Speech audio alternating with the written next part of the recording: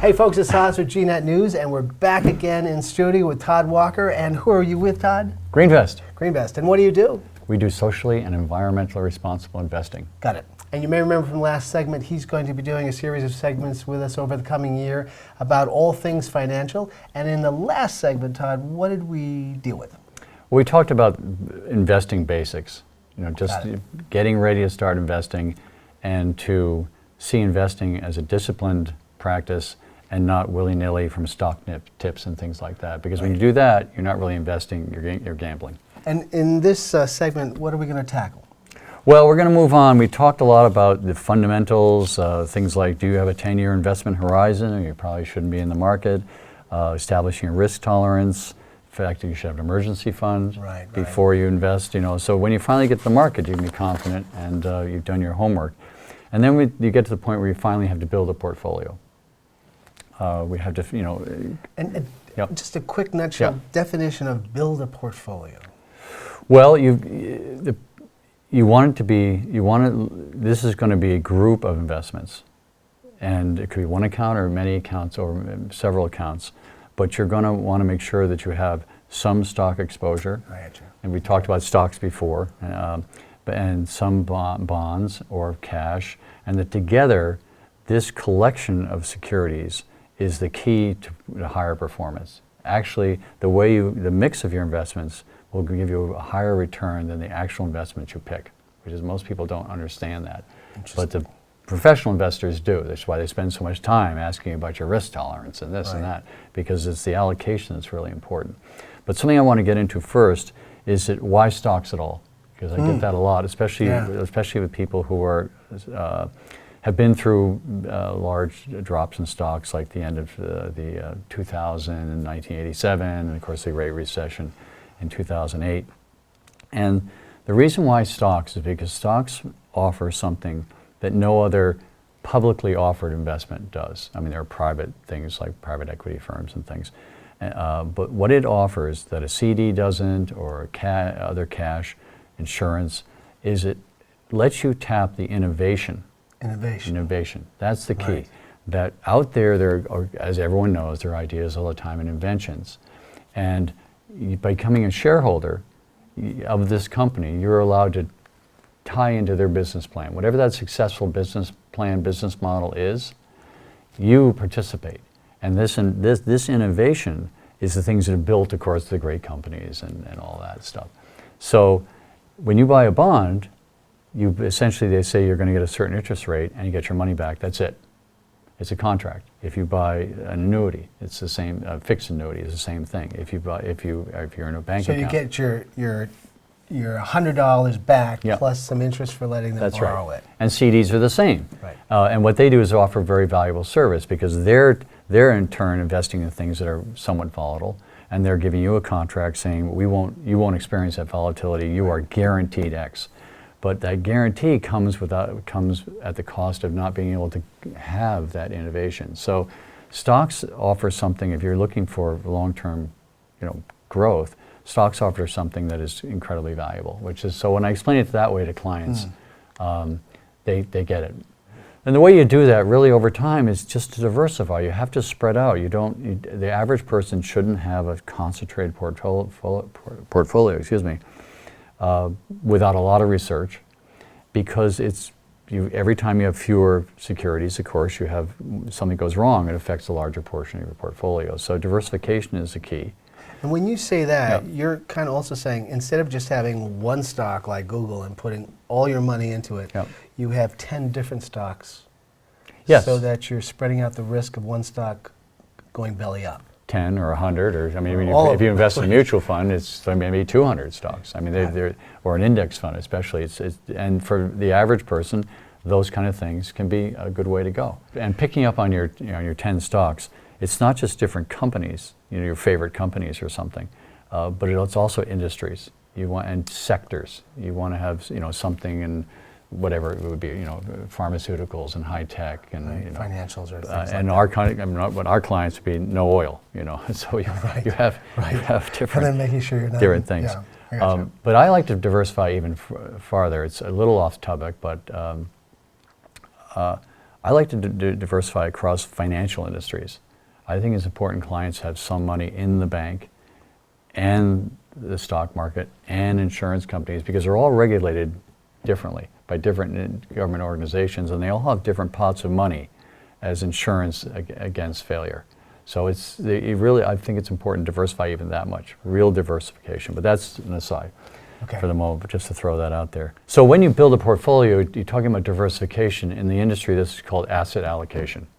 Asset allocation, right. And so the big thing that when you deal with yourself or you deal with an advisor is we have to decide, well, based on your risk tolerance, what and your time horizon, how long do you have to invest, and can you replace the money, and all the things we talked about in the first segment, right. Is that how we build this thing, how much is going to be in stocks, how much is going to be in bonds or fixed income or cash or something like that. And that ratio is determined by those things. So you want to set, where is your comfort level? Young person could be as much, well, could be 100%, but it could be 90%, 80% is in stocks, because they have this huge time horizon we talked about, and they have a way they can replace any things that go down. They can just afford to wait for it to come back. For older folks where you can't replace the money, of course, you want to be more conservative. So this is the value, and that allocation changes over time. And when you say conservative, you mean switching them into bonds? Thanks. Yeah, that's right. Switching to more fixed income, we call it, because it's cash or bonds or. Right. And so, older I get, the more bonds I have. The older you get, younger I am, more stocks I have. But of course, there's an exception, and that is that we get this all the time, because some clients will say, "Well, I've got a bunch of money and I've covered myself with fixed income. I just have it over here, or I have some other. The portfolio that we're investing with you, we just want it all in stocks. We know already that this is part of our allocation, and we've got that. We want it just to be stocks, and we want it to be just socially responsible, and we want to be very aggressive, because it's kind of interesting, and these are the things you learn over time as a professional. There's asset allocation, and then there's goals per the account. So this account that they're investing very aggressively, they're saying, well, really, we have enough money to retire on. So they're safe. They're always safe. They're safe over here with their allocation, and they're also got enough money to retire on. This money is going to be for our kids. So we are actually going to use the time horizon of their life. They're only like 25 or 30. Right. So Todd, we want you to invest this as if it was a 30-year-old, because it's eventually going to go to the kids. So the old people are protected because they got their bonds set up. They're trying to send some money into the future for the kids. And the best way to do that is to go through stocks and be aggressive. Can I ask you? Yeah, sure. Just a quick question. You can ask me. Could I achieve financial independence and safety and all that by just sticking with bonds when I was in my 20s? Ooh. I'm going to say no. Right. You'll never I'll say no, because you can't, well, first you'd be losing the power of, this proven power of innovation. Right, because you're losing that cash innovation thing. And it won't keep up with inflation. That's the issue. I mean, the deal here is, they're giving you that percentage rate, but they're also can't be too high because they can't make any profit. Right, so if they're giving you 3% and the inflation rate's 2%, you're only earning 1%. Whereas if you had a great stock or a great basket of stocks, there's no telling what the percentage return might be over 40, 50 years. Oh, that's a good way to put it, legally. Right? Yeah, that's right. There's no telling. Got it. Okay. Because we can't promise, but it's you're harnessing the human need to innovate. Right, the you're human harnessing need, America in a way. Well, the world. I mean, the world, the people, and China now, and they want to create something new. And there's people out there who just have to drive their Type A plus, and or committees or groups. I mean, there's also teams of people, but they have to go. They have to, and now of course we're, I don't know if bias is the right word, but we're heavily influenced by climate change because we are believe in it, and our clients believe in it. Now you see these huge innovations to try and deal with the climate problem, and I think will be found. You just find, I just talked to someone last night to say they found a battery that's four times better than Tesla. And I hate to say this, but what we're also saying is that because of climate change, a lot of people are going to get rich. Well, I didn't say You know, that. but yeah, but it is funny. It's, you know, I think that's exactly what you're going to see. Something else that's really important as you make this portfolio is the power of automatic investing. So that is something that people definition of is that when you ask your employer to take so much money out of your account and your earnings and put it into your 401k, or you ask, if you're not talking about 401k and just yourself, you can ask your bank to just automatically send so much money out of your savings account, checking account, into your investment firm. Right. And what happens with that is you sort of set and forget to a certain extent. Not what you're investing in, but that it's amazing. Once people go, well, I don't really know if we can afford that. Once you do that, people never miss the money. It's very interesting. Yeah, I experienced that. Yeah, you know, you're making X and you now X minus whatever, and you just live on X minus whatever, and you just but meanwhile, you're growing with America as America innovates. You're part of the whole thing. But that's a very important thing. It's part of this whole plan, this whole strategy, is to try and make sure it just becomes regular. And of course, for the IRAs and everything else we talked about earlier, that one on the first show, that you should make sure that you should invest in your IRS qualified plans first, IRAs, company plan, because there you get tax advantages and you might get an employer match. Right, don't leave the free money on the table. Don't free money, that's Get right, free thank money you, first. that's right. Right. One of the greatest assets that you have, and this seems trite, but for young people it's so important to stress on them, is time. Time. Because older people, they have time, you know, I mean, young people feel, gosh, you guys have all the money because we're older. But really, they've got something we don't have, and that's time to compound, to make sure that investments, even a little bit at a time, started when you're in your 20s or whatever, or started for, by the way, just an aside, for a young person who has worked and has earned income in their teens, you can start opening a Roth IRA for them if you want. Yes. Just quickly, yep. Teens, how can a 16-year-old start a Roth? Yes. Oh, I didn't know that. Yeah. I thought Yeah. children weren't allowed to. No. Right. They have earned income. They have to have earned income. And the good news is when they apply to college, the Roth can't be touched. Oh, I don't know. I was just thinking of my I son. don't think so. I don't think so. Oh, we don't do much college planning because those are 529 Right. plans. But there's a question. Yeah, it's a good question. Because the Roth is really important. Because it can be pulled out tax without any penalty, maybe. Maybe. Yeah, maybe. Okay, we'll leave it at that. But even so, again, yeah, but you're doing this for the child's future. I mean, if they start a Roth IRA when they're 16 or 17, I mean, this thing is going to be. I mean, Albert Einstein said that compounding was the 8th wonder of the world. So it was, and it didn't seem to be something he'd talk about somewhere along the line, but I verified it. And it's interesting, as an aside, I guess we had talked about this a little bit, even if IRAs, as you know, you contribute every year, or you can contribute every year, and you can start contributing in the year of the contribution, but you actually have until April the next year to finish it up. Everyone knows that. How long is that? Oh, well, it'd be, 16 months? So 16 Something months. like that. So it's longer than a year. Yeah, it's longer than a year. That the government tries to make it easy, you know. Yeah.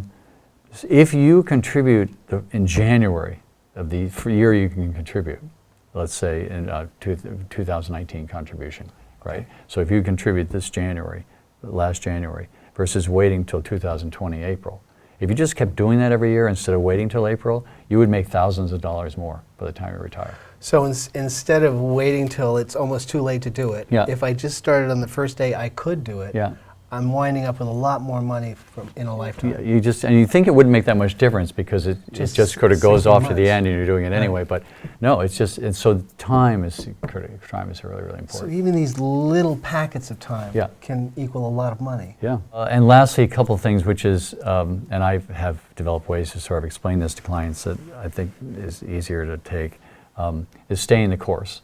Everyone say, you got your plan, you put your portfolio together, now don't get totally spooked by the market. Don't give up. Don't stop contributing. And that's one thing that a professional can help with. But one line I develop with clients is they'll be going, oh my God, this is happening in the trade wars. And I say, yes, but good news can break out at any time. If you're sitting out on the sidelines saying, I'm going to wait until it's all good. Yeah. You could be a week too late, and that could be a lot of the earning potential. That 1 week, that little packet of time might have made you a lot of money if you had been in the market waiting for it, rather That's than right. out of the market hiding from it. That's right. I think they're like, over time, there's various amount of days that they talk about, but they typically talk 26 days that if you were not, if you're not in the market, you would have lost X. You still would have done well, but if you were just there during those recoveries, for example, the whole period of 2009 through 2000 now, one of the best things, most important things a financial advisor does, because they're always saying, do financial advisors beat the market? Do they really beat the index funds? Well, yes and no, but the most important thing they do very often is they keep people in the market. That when they do it themselves, They walk them back. yeah, no, they just say, look, yeah, jumping out the don't window? don't do it now. Let's see, let's only take some out.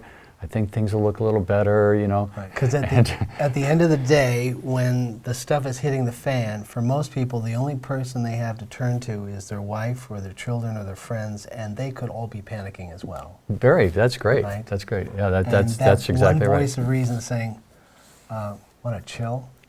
Yeah, that's right. Yeah. All right. So, and last thing I do want to Okay, say last is, thing.